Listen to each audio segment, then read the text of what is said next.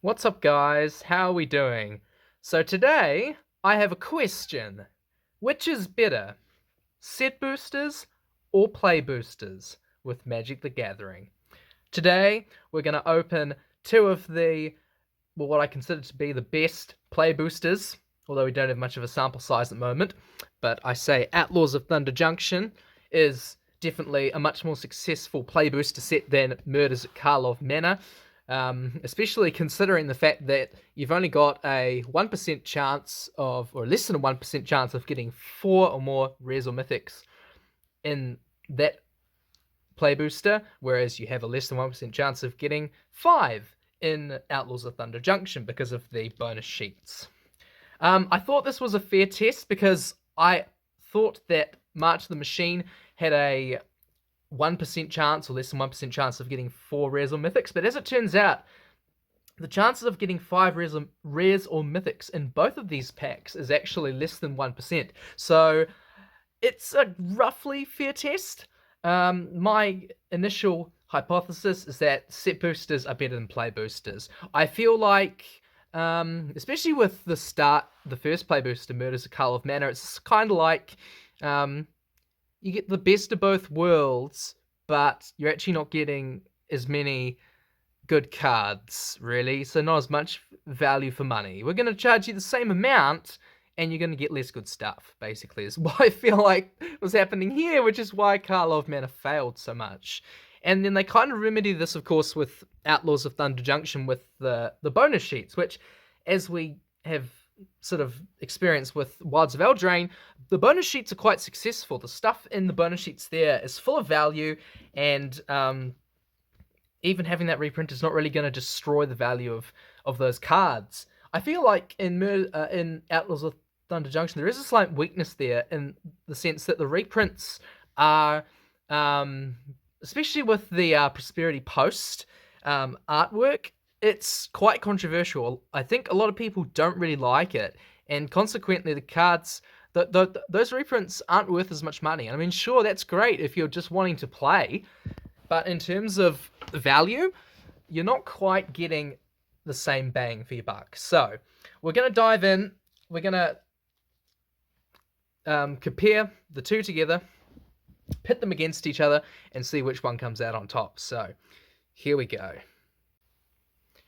All right, so I'm going to start with the play boosters because my theory / hypothesis is that the play boosters don't quite give you the same bang for your buck. Even though I think the Outlaws of Thunder Junction set is pretty good, we're gonna find out now. Now, I'm not sure of the order here, so I like to start with the oh, well, that is a nice foil showcase forest. If it's a okay, cool. I think we're all right. We got a Outlaw Medic in foil. We've got Tyrant Scorn from the Prosperity Post, and our rare is a a Botanical Sanctum, a reprint land. Okay, so that's not bad. And then going through the uncommons, a few uncommons, and then of course we see mostly commons here. Okay, so that was pack one. Not bad. Not super great either. So yeah, maybe the second pack will be better. Okay, here we go now with pack number 2. I mean, the good thing about the reprint Fastlands is that we have them for use in our decks, but yeah. Excuse my hands waving about the cards. We have a Swamp, Slick Shot Lockpicker in foil. Now, I have decided I'm going to go backwards. So we're going to go like this. Oh, yeah, we're going to go like that. Highway Robbery, Mystical Tether. Oh, but then, of course, we're going to be very slow. So these are some of the commons you can get in the set, guys. That can be useful when you're doing crime stuff. Metamorphic Blast can be kind of useful. Let me just have a little look, see here. We're still in the uncommons. Lively Dirge. Uncommon, so it looks like we're once again heading towards one rare. Slick Shot, Lockpicker, Ride Down, and Campbell, Profiteering Mare. Now this is quite an interesting card. Good for Commander. Can cause an absolute show when if someone makes too many tokens in one turn, or with one instance of this. And yes, that is it. Resilient Roadrunner. Not a bad card. I think this will probably go up in value in the future. But that's all we've got from Outlaws of Thunder Junction. Sure, yes, other people are pulling great mythics with this set. And yes, there are very good cards in this set. But at the same time, this just shows something that can happen with the play boosters as well. You can just have really bad luck with the bonus sheets and only get one rare. So, yeah. So, Outlaws of Thunder Junction was supposed to be the play booster that was going to save the value of this battle of play boosters versus set boosters. And now our faith lives in the Murders of Karlov Mana play booster. Yeah, I don't like our odds.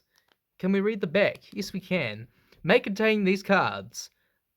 2 rares, 37%, as opposed to Outlaws of Thunder Junction, which is 41%.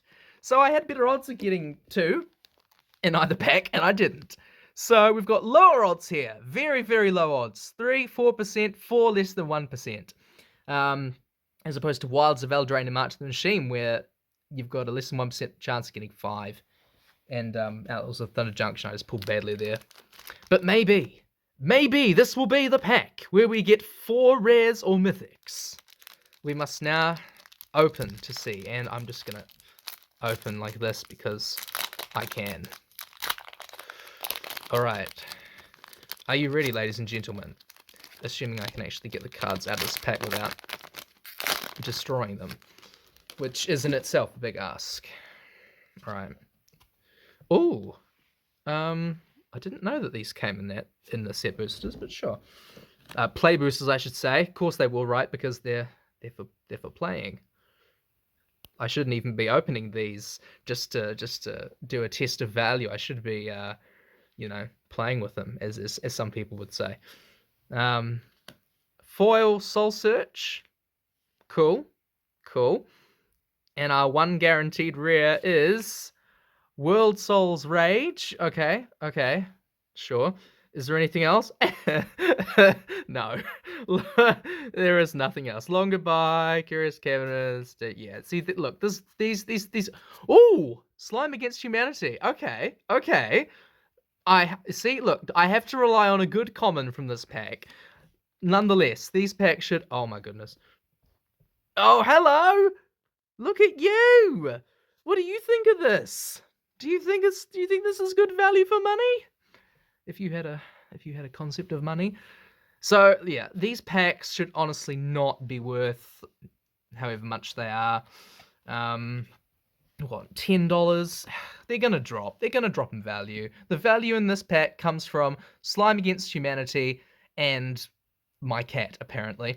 Yeah, so that's great. Right, now, ladies and gentlemen, I give you Wilds of Eldraine. I absolutely love this set. Not only do I love the idea that it's story-themed, based around fairy tales and all that jazz, I've just had incredibly good luck with this set, and I don't expect it to continue in this video, but I do perhaps want to show you as proof of concept that I place more trust with my money in set boosters than I do with play boosters. Shall we now open a Wilds of Eldraine set booster pack to potentially see why? Or perhaps just to find out that I'm talking absolute bollocks.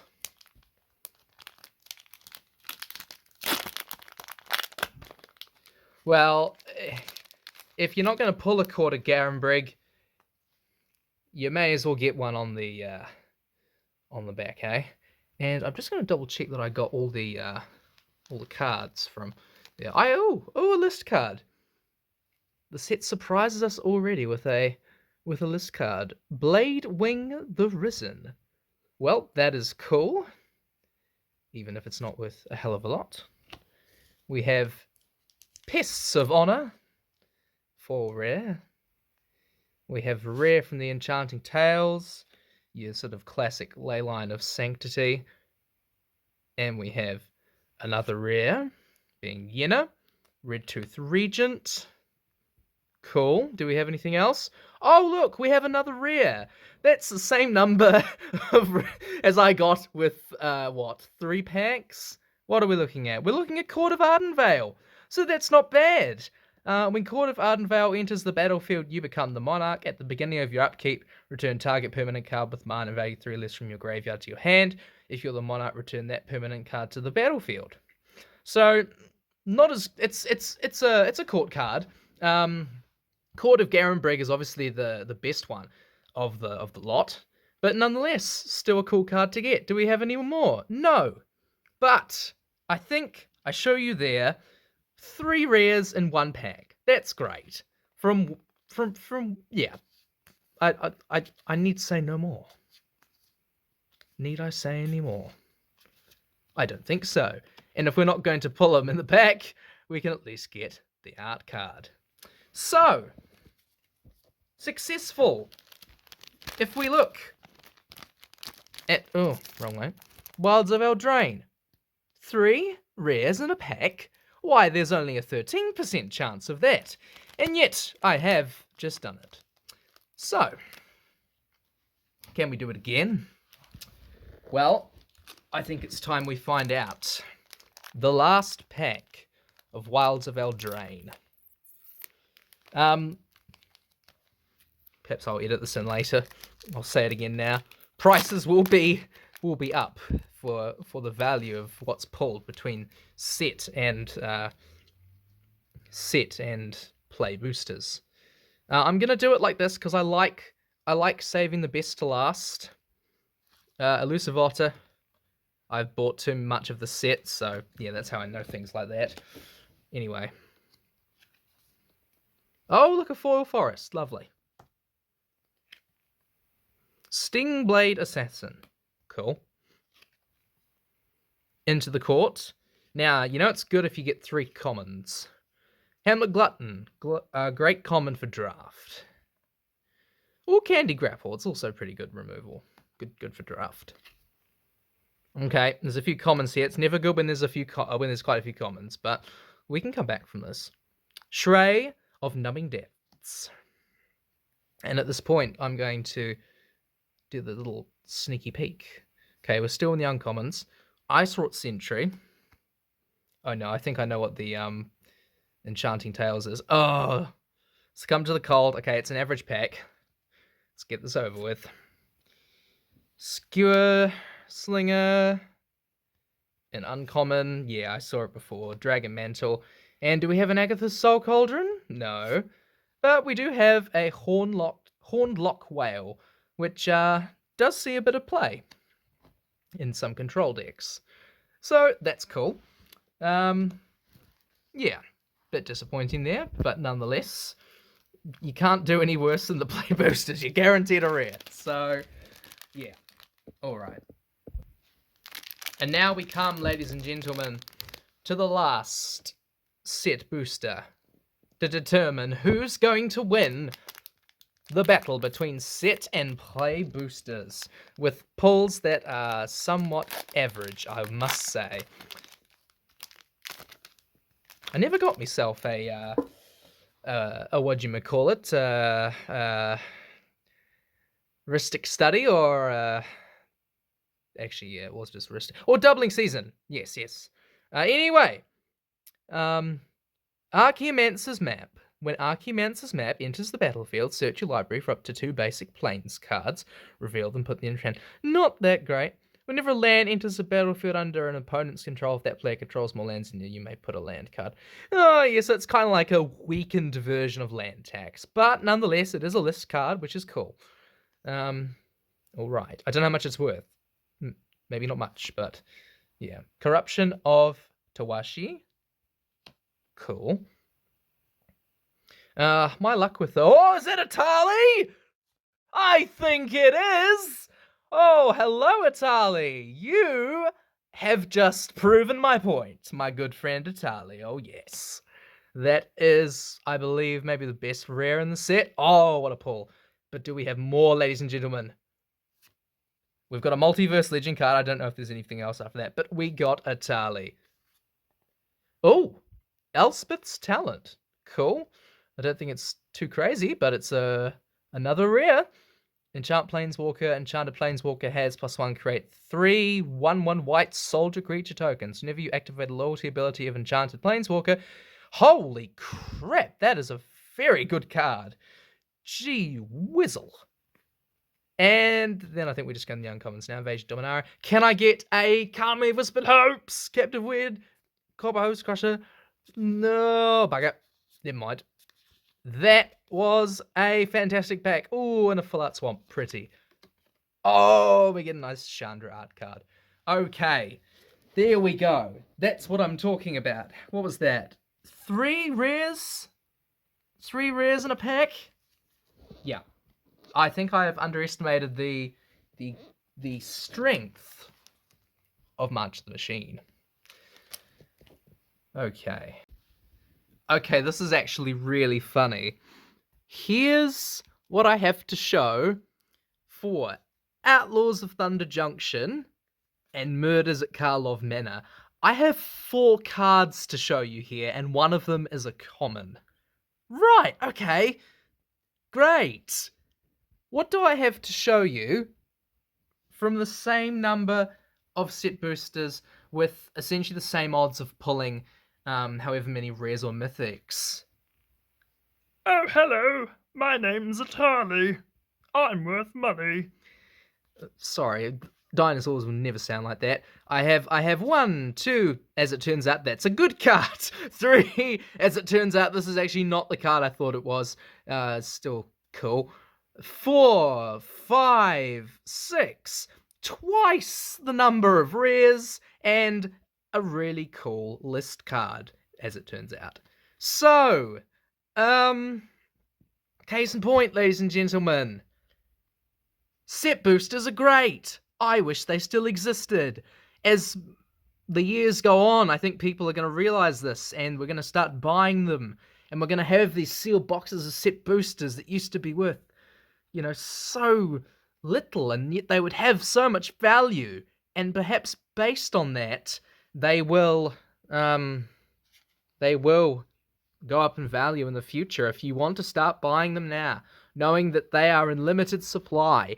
There are only so many of them left before we go into the era of play boosters forever, and perhaps, dare I say, something else in the future, where play boosters are going to become the next set booster as they are now, and the play boosters are going to be the things that had the value, God forbid.